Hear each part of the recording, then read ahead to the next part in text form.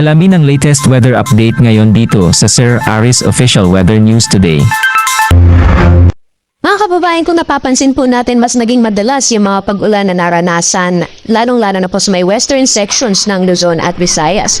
So ngayong araw po ay opisyal nating idineklara ang onset or simula ng tag-ulan dito po sa may western portions ng Luzon at Kabisayaan. Pero hindi po ibig sabihin na tuloy-tuloy na ang magiging mga pag-ulan hanggang matapos po ang rainy season. Meron po tayong tinatawag na monsoon break or ilang araw o linggo na hindi po tayo nakaharanas na mga pag-ulan. So sa mga kababayan po natin, ihanda na po natin ang mga payong or kahit na anong pananggalang sa ulan dahil hindi lamang sa hapon mas magiging madalas ang mga pag-ulan sa mga susunod na buwan, possible na din po sa madaling araw o sa umaga.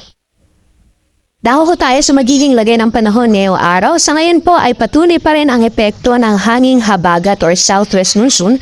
At kung makikita po natin dito sa ating latest satellite animation, itong mahulapan ay nakaka-apekto pa rin sa malaking bahagi ng Luzon. Dahil po sa epekto ng habagat, maaring maranasan pa rin yung malalakas na mga pagulan, especially po sa may exposed parts or sa western portions ng Luzon, dyan po sa may Zambales at Bataan. Pati na po yung mga haratig na probinsya at rehiyon ng Ilocos Region, Cordillera Administrative Region ng Central Luzon. Pati na po dito sa Metro Manila, possible pa rin po yung cloudy conditions at paminsan-minsan makaharanas po tayo ng mga kalat-kalat mga pagulan, pagkidlat at pagkulob. For the rest of Luzon naman po, partly cloudy to cloudy skies po inaasahan natin at kung may mga pagulan man ay dulot po ito ng mga isolated na thunderstorms na mas madalas po sa hapon.